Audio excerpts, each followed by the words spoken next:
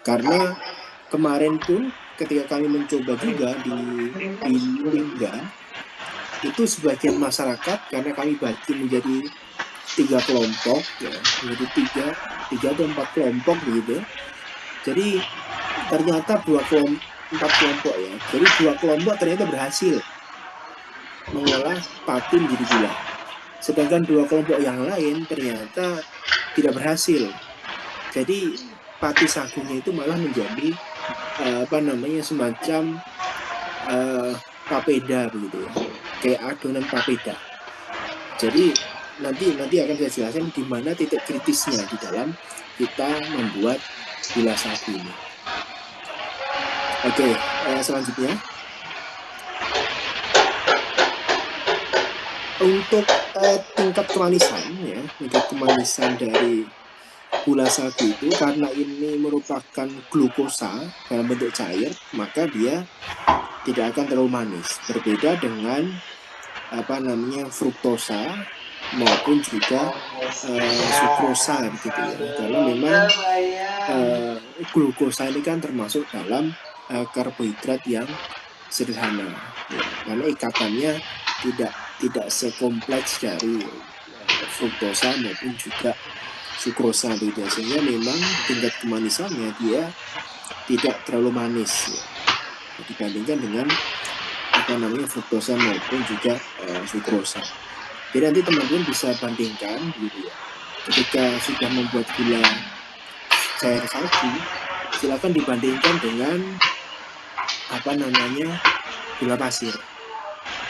Silakan dibandingkan dengan gula pasir. Bagaimana tingkat kemanisannya gitu ya. Karena kemarin kami juga mencoba, yang kami bawa ada anggota kami yang bawa pulang gitu, 1 botol, kemudian dia coba untuk digunakan untuk membuat teh atau kopi gitu ya. Jadi bagi dia itu kurang manis ya, karena memang terbiasa manis gitu ya. Jadi memang sebetulnya ini tergantung dari keperluan kita. Sama seperti yang kami lakukan kemarin di Lingga itu, saya sampaikan ke pemerintah setempat, ini bisa menjadi gula. Jadi kan kalau kental kan akan menjadi gula, atau bisa menjadi minuman segar. Ya, hanya sebatas minuman manis. Ya, minuman manis kayak air manis gitu ya. Kalau di Jawa sini banyak tuh air nira gitu ya, legen gitu ya. Nah, jadi itu bisa. Jadi saya sampaikan kemarin alternatif lainnya itu adalah bisa dibuat semacam minuman segar. Ya, nanti akan saya jelaskan di belakang. Ya, jadi karena misal minat masyarakatnya ini kurang manis ini, daripada pakai gula ini mending saya pakai gula pasir yang lebih manis misal gitu kan. Sehingga alternatif lainnya untuk meningkatkan nilai tambah dari pati sagu atau sagu, kita bisa olah menjadi minuman segar tadi ya. Oke, di slide selanjutnya yang setelah tingkat kemanisan. Nah, next lagi. Nah, ini komposisinya ya, komposisi kimianya tadi memang kalorinya tidak terlalu tinggi sebetulnya, tapi memang yang paling dominan adalah karbohidrat dalam pati sagu itu. Kalau teman-teman makan sagu, ya, saya nggak tahu apakah teman-teman masih makan sagu hari ini atau pernah makan sagu. Kalau makan sagu baik itu papeda, kemudian kepurun, kalau di Kepulauan Riau ada kubal, itu pasti dimakan bersamaan dengan kuah ikan. Karena memang sagu nggak ada proteinnya, pati sagu itu, sehingga protein itu diambil dari dari ikan. Jadi memang sebagian besar terdiri atas karbohidrat. Jadi makanya kalau makan sagu saja, ya itu nggak ada nilai gizinya lah, karena itu hanya karbohidrat saja. Makanya dicampur dengan dikombinasikan dengan kuah ikan. Oke, selanjutnya ekstraksi pati sagu ya. Nah, ini ekstraksi pati sagu, jadi dari tual ya. Jadi tual sagu itu diolah gitu ya, dipotong. Tual kan batang sagu dipotong-potong gitu. Kemudian diekstrak, diparut gitu ya, diambil sari pati sagunya. Kalau di Kepulauan Riau itu menjadi sagu kotor. Jadi sagu kotor yang masih basah, kemudian dicuci lagi, itu baru menjadi sagu bersih. Barulah dari sagu bersih, kemudian kalau dikirim ke industri pengeringan sagu, di industri tersebut dia akan dicuci kembali, ya. Kemudian dikeringkan sehingga menjadilah tepung sagu itu atau pati sagu kering. Kemudian baru dikemas. Karena kalau sagu kotor itu ketika kita cuci itu masih banyak kotorannya. Jadi memang limbahnya masih banyak. Ya, yang kotor-kotor hitam-hitam itu kalau di Kepulauan Riau di Lingga itu disebut sebagai bidat, ya, bidat atau tai sagu. Itu masih mengandung pati, biasanya memang digunakan untuk pakan ternak, pakan bebek, pakan itik gitu ya. Jadi memang tidak ada yang terbuang, sampai ke limbah-limbahnya pun tidak ada yang terbuang gitu. Selanjutnya, nah kita bicara terkait dengan pembuatan gula sagunya. PPT next slide. Nah ini hal yang penting ya, hal penting dalam pembuatan gula sagu yang harus diperhatikan. Yang pertama adalah bagaimana kita bisa memilih bahan baku pati yang berkualitas. Ya, bahan baku pati yang bagus. Maksud yang bagus itu apa? Yang bersih. Yang bersih gitu ya. Karena kalau patinya tidak bersih, nanti hasil sagu kita dia tidak akan bening gitu ya, tidak akan cerah warnanya. Dan menyaringnya nanti juga akan sulit karena kan banyak suspensinya ya, banyak endapan kotoran gitu. Kemudian proses hidrolisis enzimatisnya itu harus tepat. Ini juga termasuk titik kritis karena kalau kita memasukkan enzimnya itu waktunya tidak tepat, maka nggak akan jadi gulanya. Kayak kemarin seharusnya enzim alfa amilase itu dicampurkan sebelum campuran air dan juga tepung sagunya itu dipanaskan. Ya, harus dicampurkan sebelum adonan itu dipanaskan. Ya, dan harus merata. Jadi makanya harus diaduk merata. Setelah di air dicampurkan dengan pati, kemudian ditambahkan enzim alfa amilase itu, kemudian diaduk merata agar enzimnya itu tercampur di seluruh adonan, baru dipanaskan. Nah kemarin ada yang salah bahwa dipanaskan kemudian baru dicampur enzim alfa amilase itu, makanya nggak jadi. Ya jadinya jadi papeda tadi. Karena alfa amilase itu gunanya untuk memecah pati itu agar tidak tergelatinisasi, agar tidak menjadi adonan kayak papeda itu. Karena kalau namanya juga tepung sagu ditambah air dipanaskan, itu kan cara membuat papeda begitu. Makanya enzim alfa amilase ditambahkan sebelum dipanaskan agar pati dan air itu tidak menggumpal. Jadi itu cara pentingnya. Jadi nanti jangan sampai salah. Jadi alfa amilase itu dicampurkan sebelum dipanaskan dan harus diaduk merata agar semua bagian itu tercampur enzimnya. Nah kemudian pengendalian suhu dan pH untuk hasil yang optimal. Jadi suhu dan juga pH itu akan memengaruhi dari hasil gula yang akan diperoleh begitu ya. Jadi suhu yang terlalu tinggi ya, itu akan menyebabkan dia warnanya akan keruh ya, kehitaman karena gosong biasanya. Makanya dalam membuat gula sagu cair ini nanti akan sering diaduk, karena kalau nggak diaduk dia akan gosong, akhirnya warna gulanya dia tidak akan cerah. Nanti ada foto-foto yang dibuat. Kemudian pemurnian untuk menghilangkan kotoran dan warna. Ini biasanya dalam skala-skala sudah industri ya, bukan rumahan, itu biasanya ada proses pemurnian. Ya, bisa menggunakan arang aktif atau menggunakan yang lainnya. Kemudian pengadaan kadar air dan juga viskositas. Jadi kadar air tadi, makanya takarannya harus pas. Ya, jangan sampai kelebihan air atau kekurangan. Dan juga viskositas itu yang tadi saya sampaikan. Jadi jangan sampai jadi adonan papeda gitu. Karena enzim alfa amilase nggak dicampur gula. Kemudian penyimpanan yang penting, penyimpanan higienis untuk menjaga mutunya. Jadi gula sagu cair yang disimpan di dalam botol atau wadah tertutup itu memiliki daya simpan yang cukup lama. Bahkan kami pernah nyimpan itu sampai 2 tahun di kulkas, itu masih bagus, artinya masih bisa digunakan gitu ya. Tapi ya jangan sampai selama itu gitu ya, karena setiap produk itu tentu kan ada batas wajar dari pemakaian atau penyimpanan.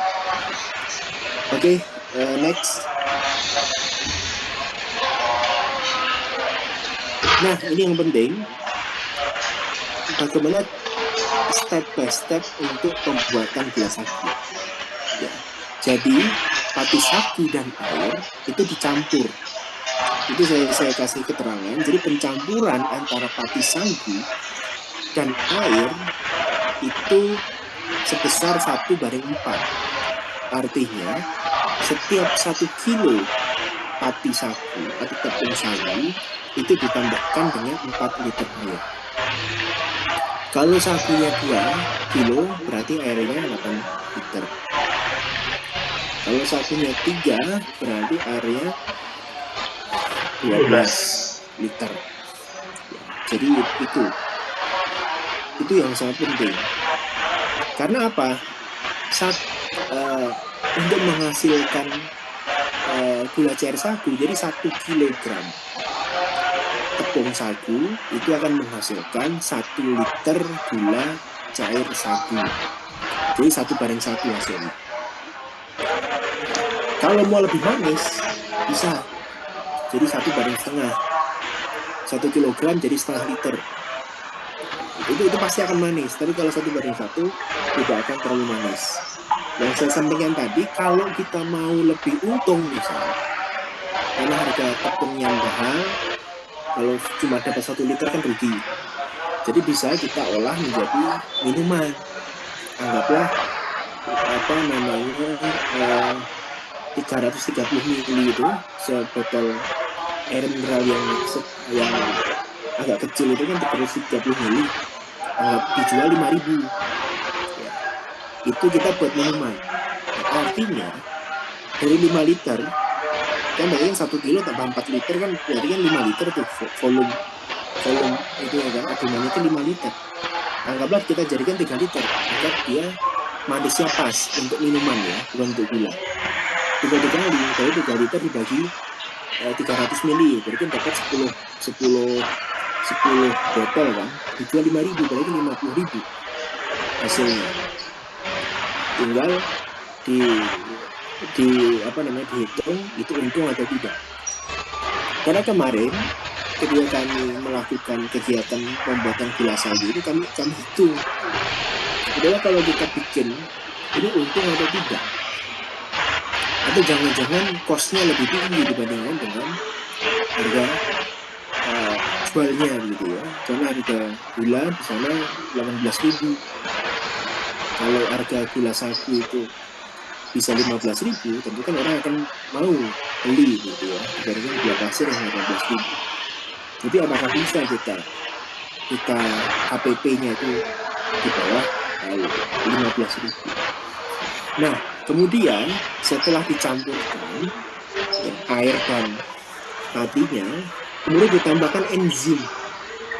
Jadi ini yang penting, kita tambahkan enzim alfa amilase. Bisa 1 mili per liter. Ya, 1 mili per liter atau 2 mili per liter. Karena kalau kemarin kami pakainya 2 mili ya. Pakainya 2 mili. Sehingga apa namanya kemarin kami nyobanya 2 kilo berarti 2 kilo. Berarti kami pakainya 4 mili. Nah, jadi enzim alfa amilase itu kemudian setelah kita campurkan misal 1 kilogram pati, kemudian kita campurkan dengan 4 liter air, diaduk-aduk, ya kan? Diaduk dulu, jadi agar larut, itunya kan, agar tercampur dulu antara pati dengan airnya. Setelah tercampur, kita tambahkan 2 mili enzim alfa amilase. Ya, tambahkan 2 mili enzim alfa amilase. Setelah ditambahkan 2 mili, kemudian diaduk lagi sampai asumsi kita bahwa enzim itu sudah tercampur merata di adonan. Karena kalau tidak tercampur merata nanti pasti akan ada hasil yang menggumpal. Setelah tercampur merata, maka kita panaskan. Itu apa namanya adonannya ya. Ini saya pakai bahasa adonan saja ya biar mudah. Campuran antara air dengan pati itu kita panaskan sampai panas, sampai dia mendidih ya. Sampai dia mendidih, ini disebutkan 100 derajat selama 60 menit. Tapi kemarin kami cukup lama karena kami pakai kompor minyak, bukan kompor gas. Jadi cukup lama karena apinya tidak stabil. Jadi sampai apa namanya mendidih. Kemudian setelah mendidih kita diamkan. Ya, setelah mendidih kita diamkan sampai kira-kira suhu dari cairan itu 60 derajat. Ya. Jadi ketika suhunya sudah turun sampai 60 derajat Celcius, kita tambahkan enzim glukoamilase 2 mili. Dicampurkan, kemudian kita aduk sampai merata, kita diamkan selama 24 jam. Diamkan, besok berarti kan hari ini kita buat, besok kita apa namanya? Kita olah lagi gitu. Setelah 24 jam, kemudian kita panaskan. Kita panaskan terus sampai dia mendidih. Dipanaskan sampai suhu 100 derajat Celcius itu. Tujuannya apa? Tujuannya agar sebetulnya kita ingin membuat gulanya. Kalau yang awal tadi dia belum menjadi gula. Baru akan menjadi gula setelah ditambahkan enzim glukoamilase ini. Tapi kalau didiamkan saja dia belum menjadi gula, makanya perlu dipanaskan. Baik, kemudian dipanaskan. Setelah panaskan, kemudian disaring. Tujuannya disaring apa? Agar kotoran-kotoran itu, kalau misalkan patinya kan kita nggak tahu ya dia bersih atau enggak, disaring pakai kain yang tebal, kain saringan boleh lah. Tujuannya untuk menyaring kotoran-kotoran yang kemungkinan ada di pati sapinya. Setelah itu kita akan uapkan. Kita akan uapkan terus sampai dia betul-betul manis sesuai dengan keinginan kita. Kalau kita rasa sudah terlalu manis ya berarti berhenti. Jadi ini seninya di situ ya. Jadi kita ingin membuat minuman atau ingin membuat gula. Kalau ingin membuat minuman berarti kan dia tidak perlu lama evaporasinya. Tapi kalau untuk membuat gula dia perlu waktu yang lama karena memang harus sampai benar-benar manis gula gitu. Kalau minuman kan hanya manis saja. Kalau gula kan dia harus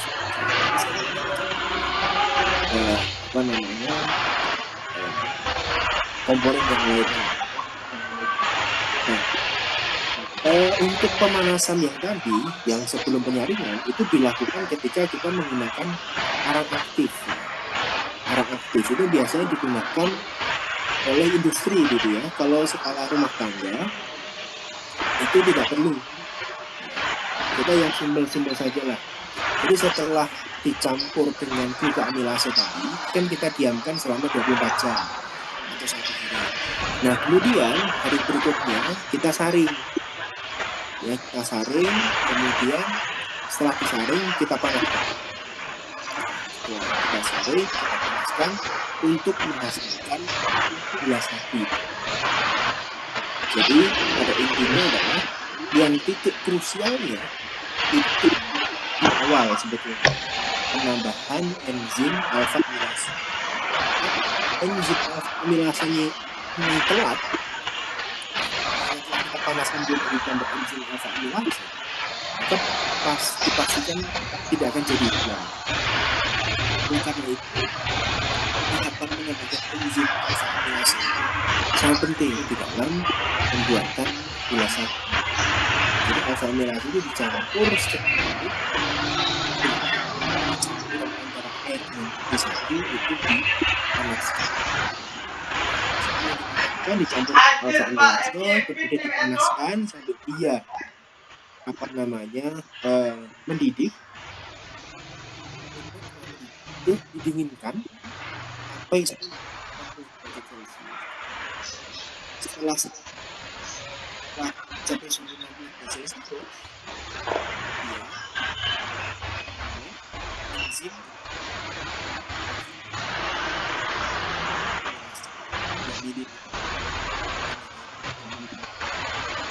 kemudian didiamkan suaranya macam mana?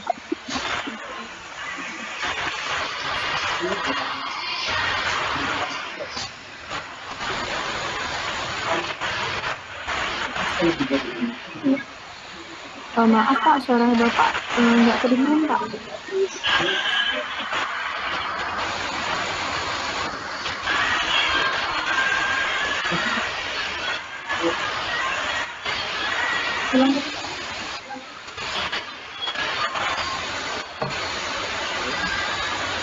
Halo Pak. Suaranya makin mengecil Pak.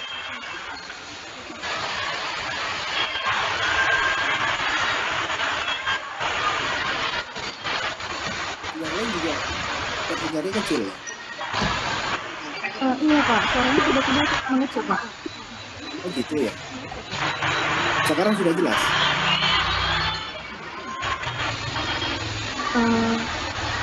Belum. Masih putus-putus Pak.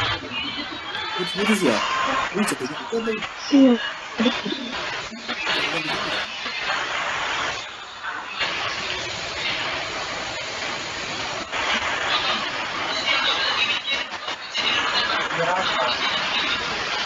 Pak. Oh, jelas. Lumayan Pak. Tadi nggak jelas di bagian mana ya? Yang ini udah jelas belum? Yang pembuatan gula ini tadi apa saya jelaskan panjang lebar, jelas nggak suaranya? Kalau nggak saya ulang lagi. Lumayan jelas sampai sini Pak. Tadi terakhirnya sampai di pemanasan. Iya, terakhirnya di pemanasan Pak. Jadi intinya dalam buat gula sapi ini titik krusialnya itu di penambahan enzim alfa amilase itu. Ya, jadi 2 ml, kami yang pakai 2 ml per kilogram tepung. Jadi kalau tepungnya 1 kilo, kita pakai 2 ml. Agar hasilnya optimal ya. Nah, itu titik yang paling penting. Karena kalau kita telat atau kita lupa naruh itu tapi udah kita panaskan, nggak akan jadi gula. Ya, kemudian setelah dicampurkan dengan enzim alfa amilase, itu kita aduk lagi agar merata. Kemudian setelah itu kita likuidifikasi sampai mendidih. Setelah itu kita diamkan sampai suhunya 60 derajat. Setelah suhunya 60 derajat, Nah, kita tambahkan itu enzim glucoamilase 2 ml juga untuk 1 kg tepung sagu. Kemudian kita diamkan selama 24 jam. Sebelum kita diamkan, kita aduk rata dulu ya, jadi agar enzimnya itu merata, tercampur merata di dalam anan itu. Setelah kita diamkan 24 jam, kemudian kita saring. Setelah kita saring dengan kain tebal, kemudian kita evaporasi, kita uapkan sampai kira-kira dari 5 liter menjadi 1 liter. Asumsinya sudah menjadi gula. Tapi kalau masih kurang manis, itu bisa dipanaskan lagi sampai kemungkinan manis. Tapi kalau kita ingin membuat minuman sagu gitu ya, jadi tidak sampai terlalu manis. Jadi bisa dari 5 liter jadi 3 liter, itu jadi minuman, tapi bukan gula itu. Tapi manis, ready to drink. Bukan untuk dicampur dengan minuman yang lainnya. Oke, di sini paham ya? Ini tidak menjelaskan atau ada hal yang ingin diklarifikasi. Iya Pak. Mungkin aku ada yang mau bertanya dulu Pak. Ya boleh. Silakan. Aku mau bertanya, ini takutnya aku yang keliru ya Pak. Ini baiknya aku saring sebenarnya di hari berikutnya. Ini aku saring dulu atau aku tambahin enzim glucoamilasenya dulu Pak? Jadi sebelum didiamkan itu ditambahkan enzim glucoamilase. Jadi kan tadi kan kita tahap awal kan dicampur tuh antara air dengan tepung. Dicampur, kemudian kita aduk sampai tepungnya itu larut begitu ya. Kemudian setelah tepungnya itu kita asumsikan bercampur dengan air, kita tambahkan enzim alpha amilase 2 mili. Ya, setelah kita campurkan enzim alpha amilase 2 ml itu, kita aduk lagi. Kita aduk sampai merata enzimnya, baru kita liquidifikasi, kita panaskan sampai mendidih. Setelah mendidih, kita diamkan sampai kira-kira suhunya itu 60 derajat Celcius. Jadi setelah suhunya itu 60 derajat Celcius, kita tambahkan enzim glucoamilase itu. Kemudian kita aduk lagi, baru kita diamkan selama 24 jam. Baru disaring, kemudian kita evaporasi. Jadi gula sagu. Jadi sebetulnya tahapannya sangat simpel, step by stepnya, tetapi ketika kita praktekkan itu sangat tricky dan memang membutuhkan kesabaran karena harus diaduk. Karena kalau nggak diaduk nanti dia akan menggumpal dan juga nggak akan jadi gula sagunya.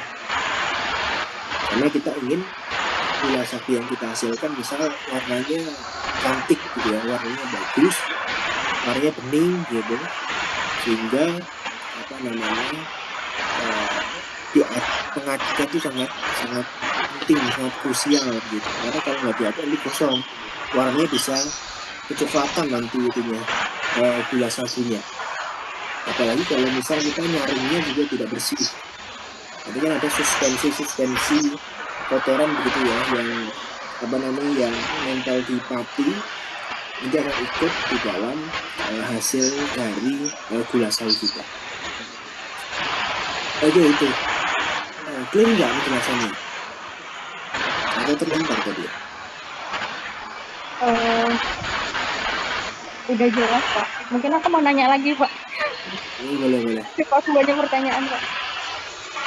Nah, waktu kita dinginkan, kan itu perlu kita dinginkan selama 1 hari ya Pak? Ya. Otomatis itu harus kita masukkan ke wadah tertutup Pak? Iya. Udara? Tidak harus kedap udara. Misalkan kalau di panci, maksudnya di panci kan ada tutupnya tuh, ditutup aja pakai itu dulu. Ditutup dulu, pakai tutup panci biasa aja. Jadi kalau masaknya di panci atau di wadah atau apalah itu, Ada tutupnya biasanya. Biasanya tertutup, artinya tidak ada kotoran yang masuk. Kotoran-kotoran kejatuhan apa gitu kan. Nah, itu selama 1 hari. Setelah itu baru nanti disaring. Jadi intinya adalah untuk agar enzim yang glukoamilase itu bekerja, memecah apa namanya pati tadi menjadi glukosa. Jadi agar bereaksi sebetulnya. Jadi apa namanya ditutup itu sebetulnya untuk menjaga agar tidak apa namanya terkena kotoran saja. Jadi tidak harus yang kedap udara gitu. Jadi kayak tutup panci biasa juga apa. Gitu ya. Nah, paham nggak? Paham Pak.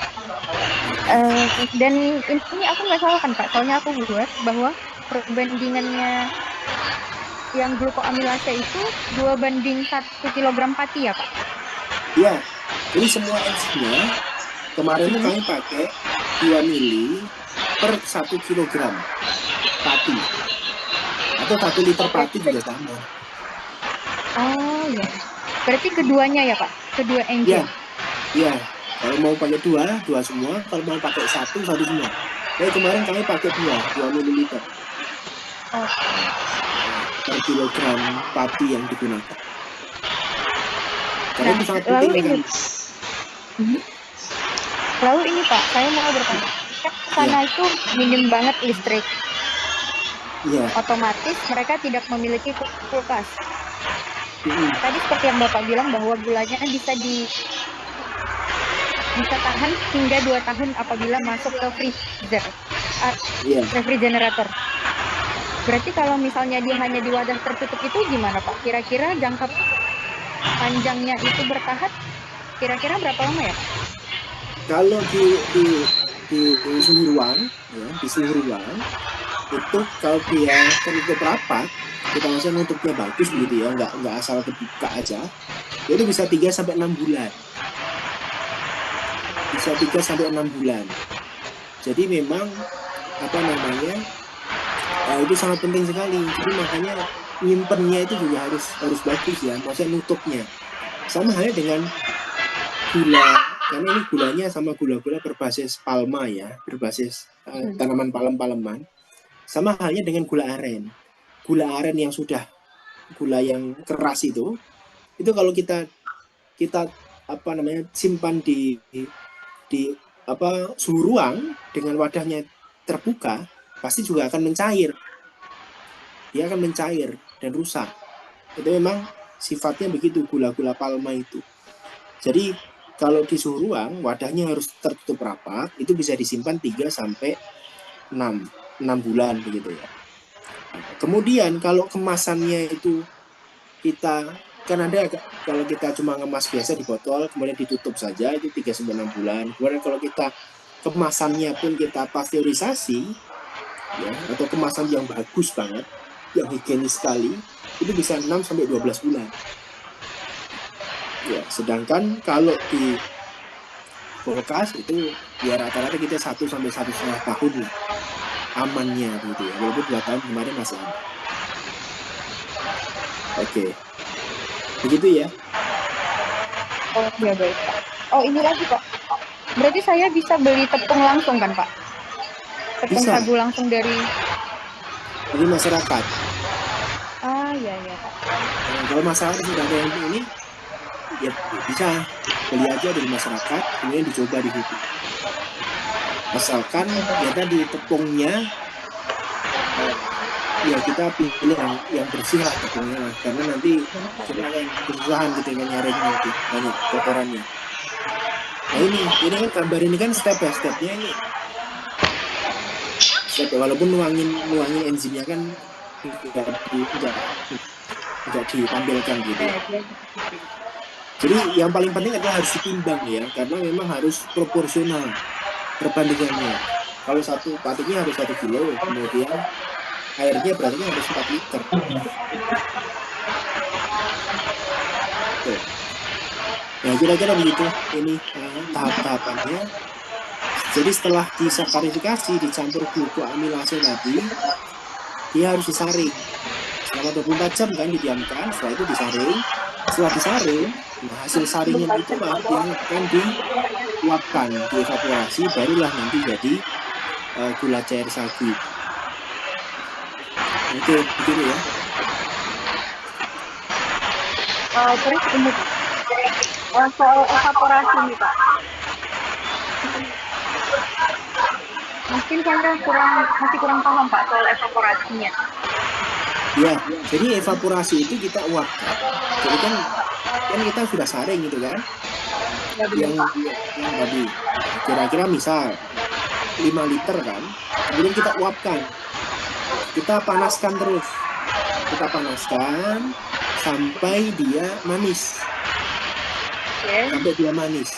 Jadi biasanya itu dari 5 liter itu akan menjadi 1 liter. Itu dikatakan manis gula. Walaupun ketika kita panaskan itu nyusut menjadi dari 5 liter menjadi 3 liter itu sudah manis. Tapi manisnya itu bukan manis gula, tapi manis sebagai minuman. Artinya ready to drink. Kita minum aja untuk kayak minum teh gitu loh. Jadi minuman manis jadinya. Tapi kalau sampai dievaporasikan sampai dia 1 liter, hasilnya itu sudah menjadi manis gula. Artinya dia bisa dicampur dengan kita bikin teh, kita bikin kopi gitu ya. Kalau yang 3 liter tadi kita evaporasi jadi 3 liter, itu dia bukan menjadi gula, tapi menjadi minuman manis atau minuman segar. Yang saya sampaikan ke pemerintah kemarin itu adalah minuman segar. Itu cocok juga sebagai alternatif lain untuk meningkatkan nilai tambah dari tepung sagu. Gitu. Paham nggak terkait konsep evaporasi ini? Jadi intinya adalah kita panaskan sampai dia terasa manis. Kalau manis banget gitu ya, manis gula. Kalau misal dianggapnya sudah manis ya berarti ya kita bisa cukupkan. Tapi kalau misalnya ini kayaknya kurang manis, panaskan terus sampai kita merasa bahwa ini sudah cukup manis. Kalau ini sudah cukup manis, nah berarti kita hentikan pemanasannya. Kemudian kita dinginkan, barulah kita kemas di botol. Oke, begitu ya.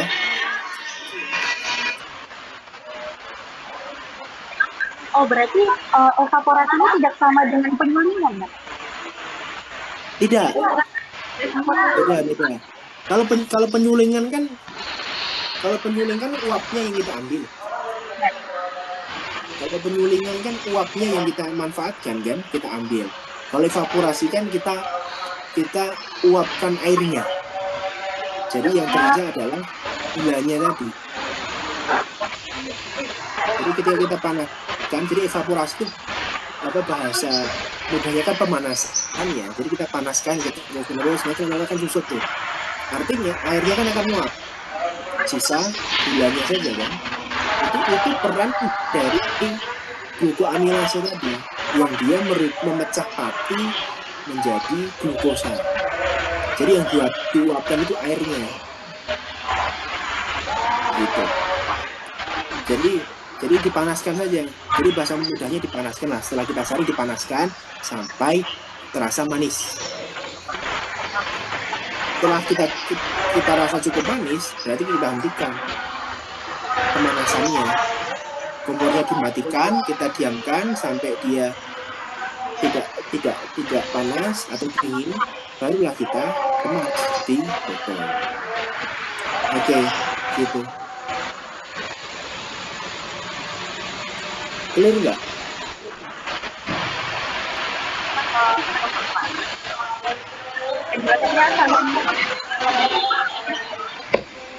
Ya. Mungkin aku ada teman-teman saya ada yang mau tanya lagi. Mungkin Bapak Gina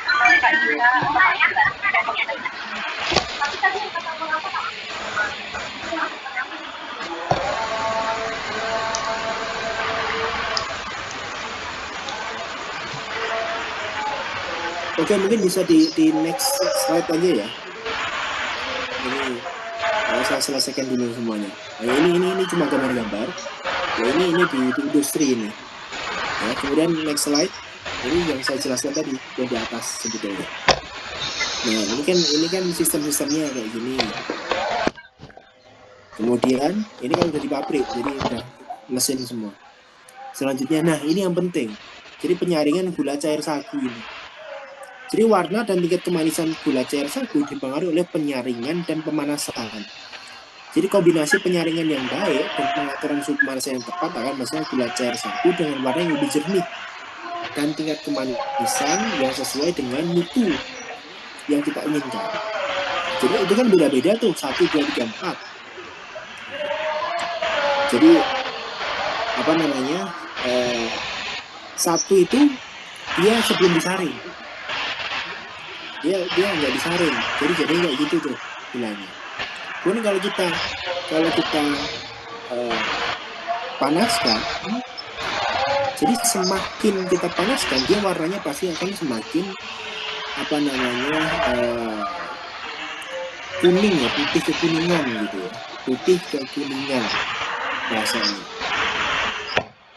Asalkan yang tadi ketika kita pemanasan itu kita aduk, jadi kita aduk, sering kita aduk gitu, karena kalau enggak nanti gosong di buahnya, jadi warnanya nggak akan bagus, nggak akan seperti nomor 4 kan agak bagus ya, nomor 4. Nomor 2 itu kuning dia, kalau 4 itu bagus. Kalau kemarin yang kami bikin, coba slide selanjutnya.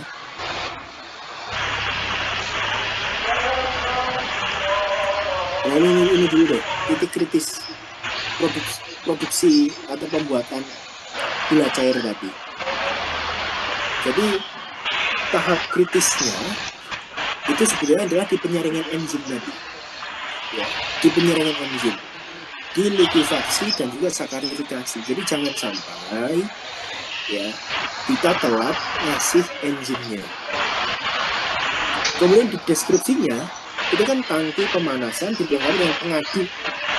Artinya memang di tahapan ini, di tahapan apa namanya pemanasan likuifaksi itu dia harus sering diaduk juga sampai dia mendidih.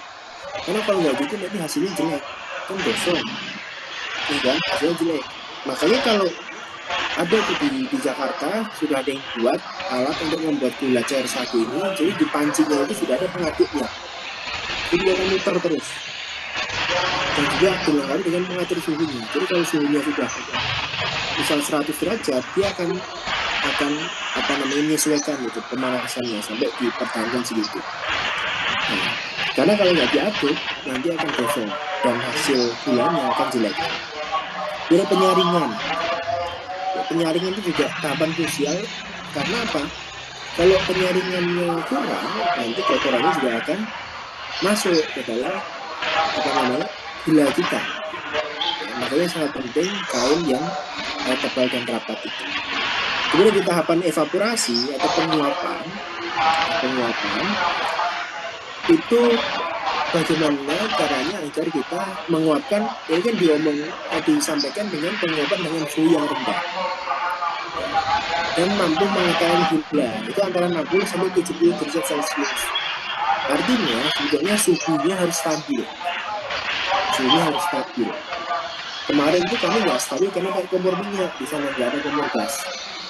Nah, jadi makanya ngaduknya itu harus sering-sering, karena untuk meratakan panas ya sebetulnya. Karena kalau nggak rata nanti dia akan beda apa hasil warna-warnanya. Oke, next. Nah ini hasil gula yang kemarin kami buat di Lingga, di Kabupaten Lingga, Kepulauan Riau. Ya, jadi kemarin itu masyarakat menganggapnya ini sudah manis. Ya sudahlah, kalau sudah dianggap manis ya kita hentikan. Nah, tapi sebetulnya kemarin belum terlalu manis, artinya manisnya belum manis gula, lebih cocok ke minuman segar sebetulnya. Nah, maka dari itu terus kemarin saya tawarkan kepada pemerintah daerah, ada Pak Bupati Kalau bisa nanti di bulan November ketika hari jadi kita bikin gula sagu di sana. Jadi ada expo gula sagu nanti di hari jadi Kabupaten Lingga pada bulan November yang akan datang. Sekaligus sosialisasi kepada masyarakat. Jadi gula sagu ini diterima atau enggak sih oleh masyarakat? Sebelum kita kembangkan lebih jauh. Kalau tidak diterima oleh masyarakat, artinya masyarakat lebih memilih gula pasir, buat apa kita bikin? Lebih baik kita bikin minuman saja. Kalau minuman bisa jadi ada peminatnya. Masyarakat sana kan untuk jualan-jualan di sekolahan dan sebagainya kan lebih menguntungkan. Oke, next slide. Nah ini yang tadi ditanyakan, daya simpannya. Ini sudah saya tuliskan, suhu ruang warna tertutup rapat bisa disimpan 3-6 bulan. Kemudian kalau kemasannya dipasteurisasi dan kemasannya higienis, botol misalnya, itu bisa 6-12 bulan. Kemudian pada suhu dingin itu bisa 12-18 bulan dengan catatan kadar airnya rendah, kadar air gulanya itu rendah, jadi gulanya tinggi. Kemudian kontrol pH, jadi pH-nya itu dia stabil, jangan sampai asam. Kalau asam nanti udah jadi minuman asam nanti. Kemudian kebersihan kemasan dan penyimpanan saat menentukan mutu serta umur simpan gula cair sagu. Jadi kalau kita tidak bersih kemasannya, itu juga akan mempengaruhi umur simpan. Karena apa? Gula itu kan salah satu media yang disukai oleh mikroba. Kalau misal kita punya gula, kita buka gula cair, apalagi kita buka, pasti dia lama kelamaan akan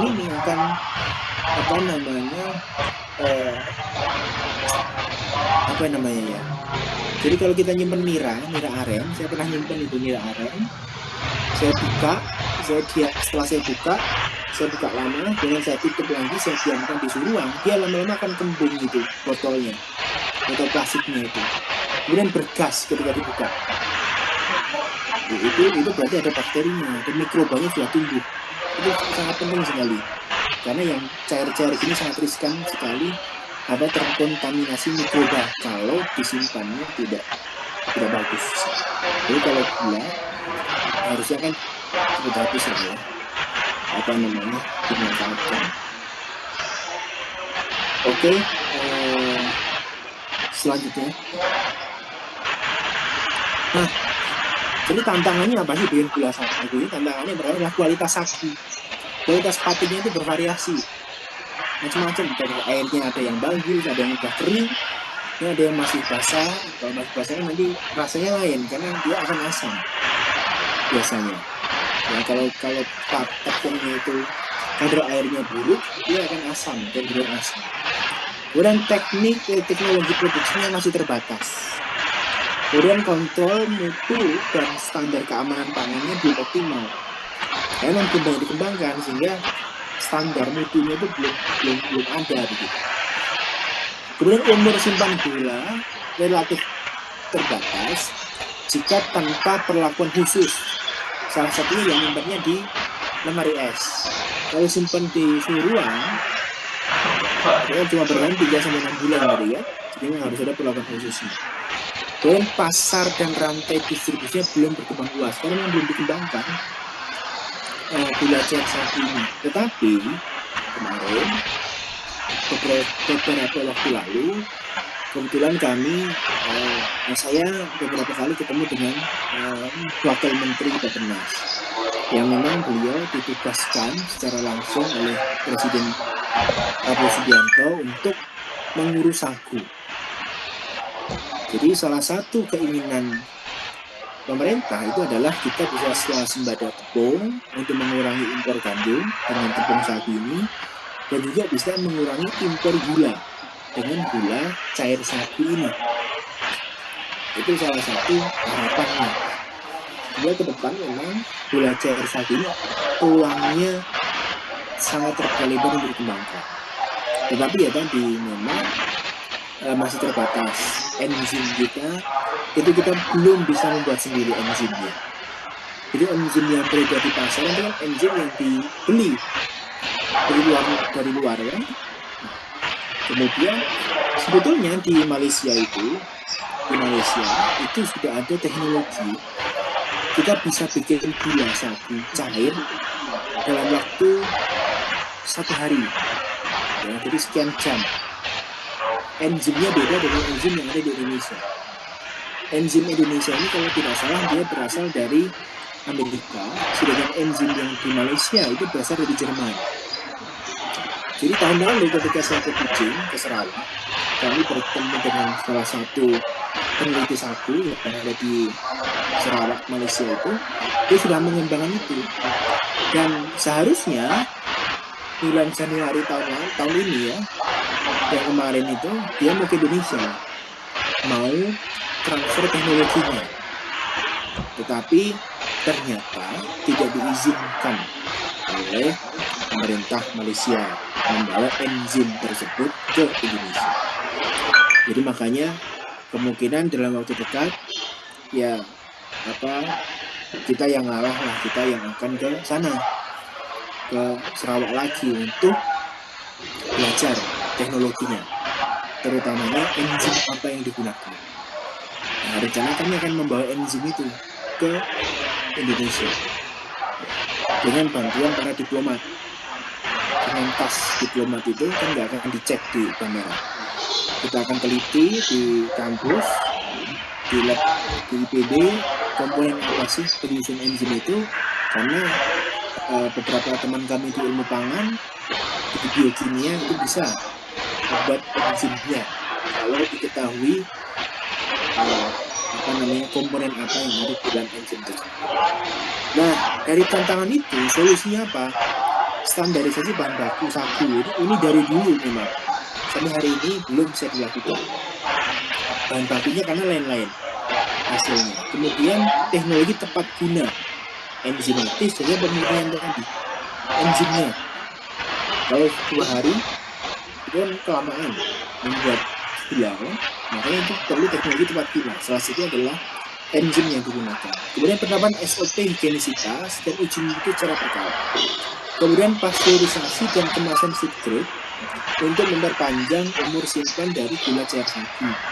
Kemudian penguatan desain pemasaran dan dukungan kebijakan pemerintah. Itu yang penting. Harus didorong.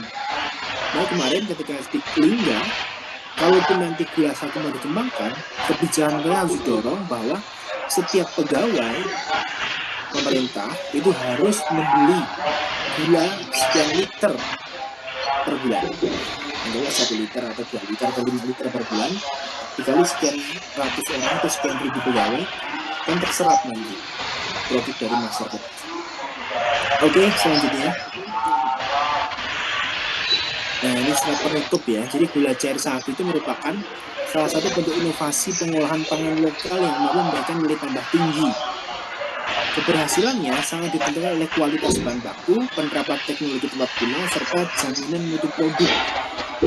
Dengan potensi yang dimiliki, gula cair sagu dapat menjadi bagian penting dalam mendukung diversifikasi pangan nasional, sekaligus meningkatkan ekonomi masyarakat daerah penghasil sagu, salah satunya Kabupaten Meranti. Ya.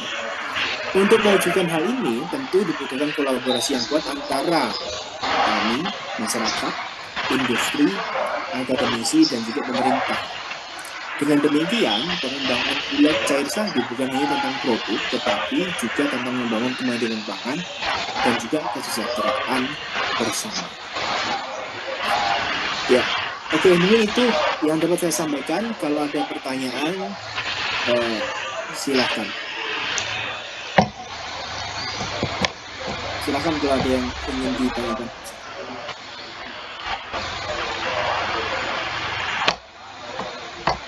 Baik Pak, saya ada sedikit pertanyaan. Ya, silakan.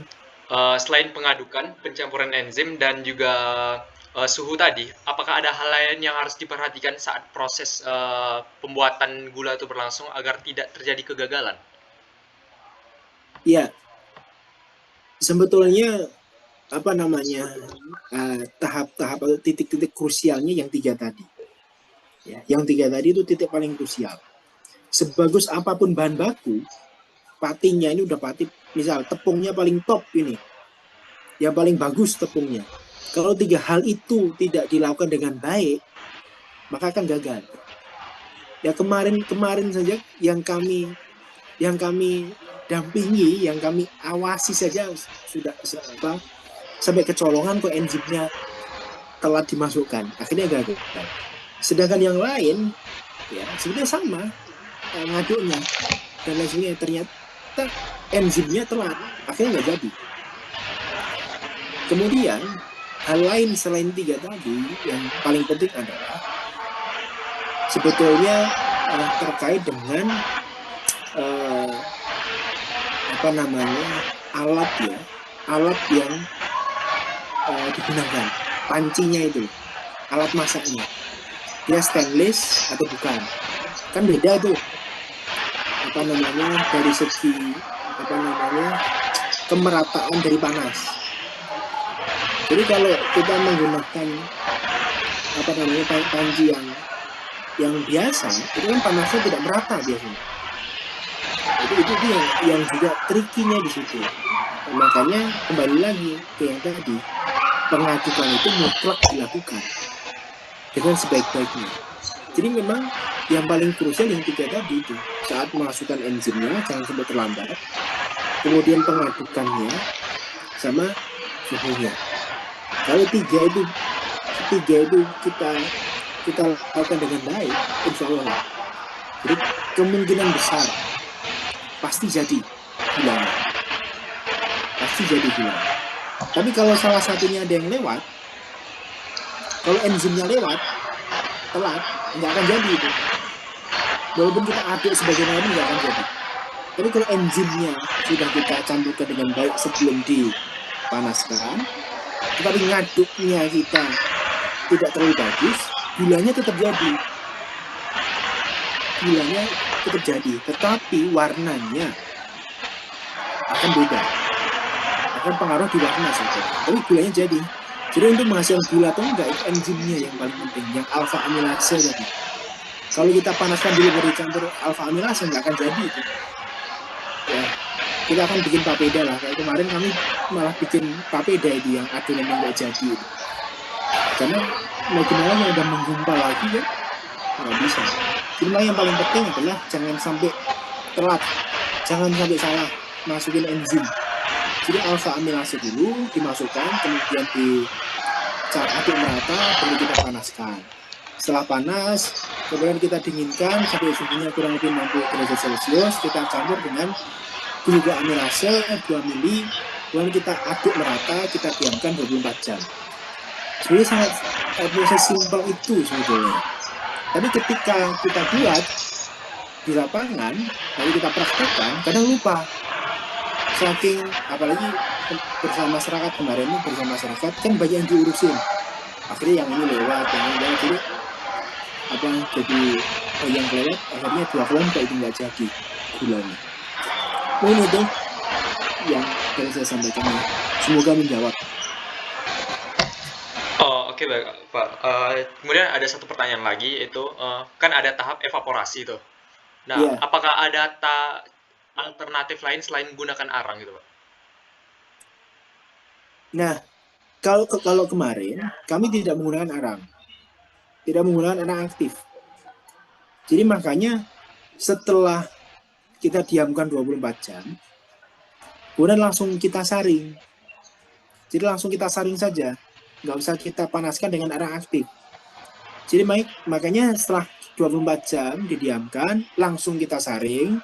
Jadi hasil saringannya itu langsung kita panaskan sampai kita anggap manis. Jadi nggak usah dicampur arang aktif. Ya, karena kemarin kami juga tidak pakai itu, karena itu akan merepotkan, tahapannya akan semakin panjang dan belum tentu jadi juga kalau kita salah. Nah, makanya kemarin kalau untuk masyarakat ya lebih baik yang simple saja lah. Ya, jadi setelah kita diamkan 24 jam, kita saring, terus kita panaskan sampai manis. Setelah manis, kita diamkan sampai agak dingin atau sampai dingin, kemudian baru kita kemas. Jadi gitu saja tahapannya. Jadi tidak usah kita campur dengan arang aktif tadi.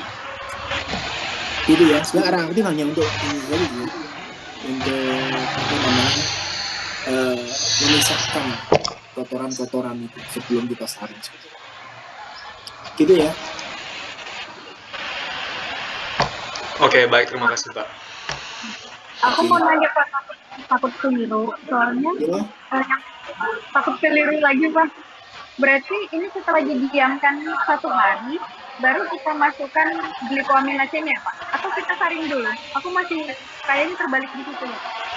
Ya, jadi glukoamilase itu dicampurkan sebelum kita diamkan 24 jam. Jadi kan begini, kita campurkan dulu pati dengan air. 1 kilo kita campur dengan 4 liter air. Kemudian kita aduk-aduk sampai merata. Setelah merata adonannya, kita tuangkan 2 ml enzim alfa amilase. Ya. Setelah dicampur enzim alfa amilase, kita aduk lagi tuh sampai enzimnya merata. Setelah itu kita panaskan.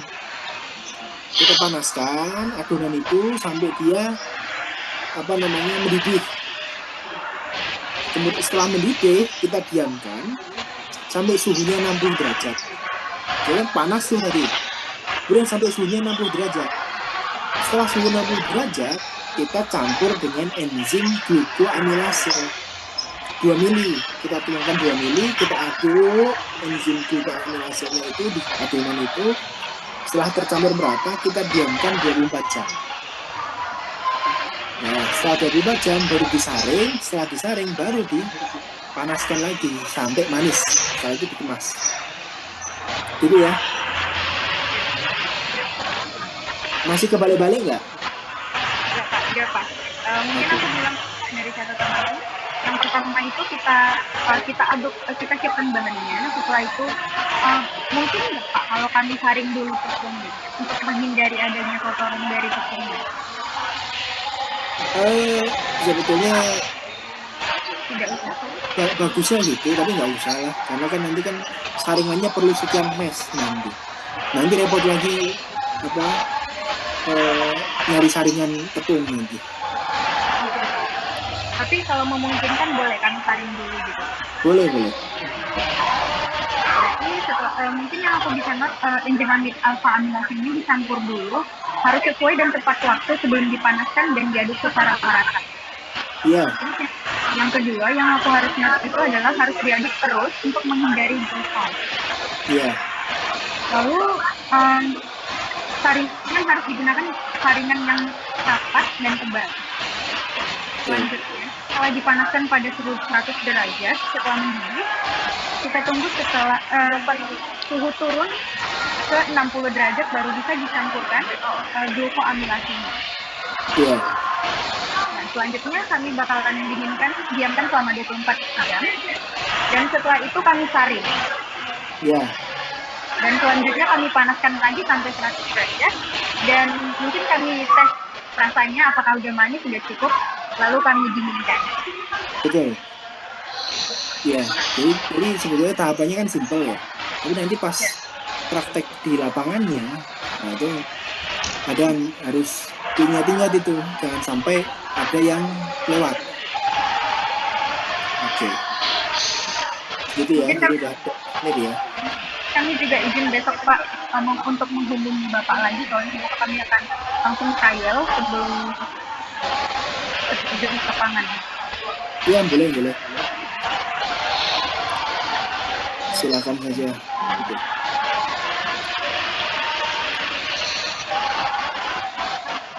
Untuk teman-teman masih ada yang mau ditanyakan? Ada yang kurang paham atau sesuatu, boleh kita tanya langsung ke Bapaknya sebelum kita trial.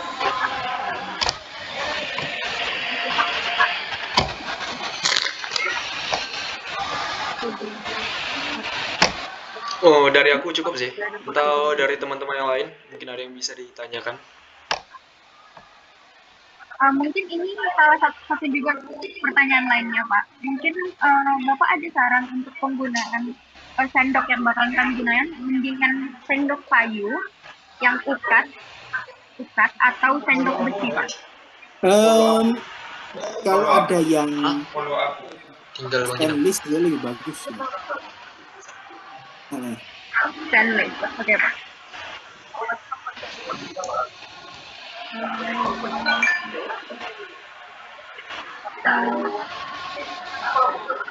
Dari teman-teman juga udah pada paham, Pak. Terima kasih atas penjelasannya, Pak. Terima kasih atas meluangkan waktunya untuk hari ini.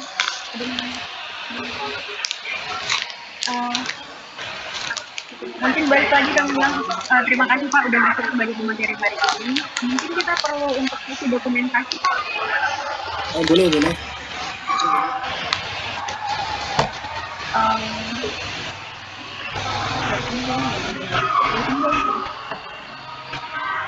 Ada teman-teman, Bang Habib mungkin boleh? Apa? Screenshot atau gimana? Boleh screenshot aja. Oh ya.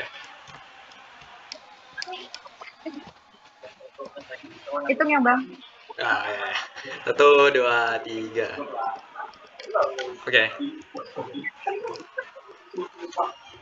Udah Bang? Sudah. Nggak ada hitungan ya Bang? Udah Pak tadi. Ini juga aku record. Oke, siap. Makasih Bang. Mungkin sampai di sini aja Pak. Terima kasih atas waktunya. Kembali lagi kami ucapkan terima kasih. Untuk sertifikat segera menyusul karena sedang diproses Pak. Dan akhir kata kami ucapkan Assalamualaikum warahmatullahi wabarakatuh. Salam foto. Terima kasih semuanya ya. Semoga sukses acaranya. Oke. Saya izin live. Nanti tolong di-share ya dokumentasinya ya. Oke, baik Pak. Oke, terima kasih. Assalamualaikum warahmatullahi wabarakatuh. Selamat malam.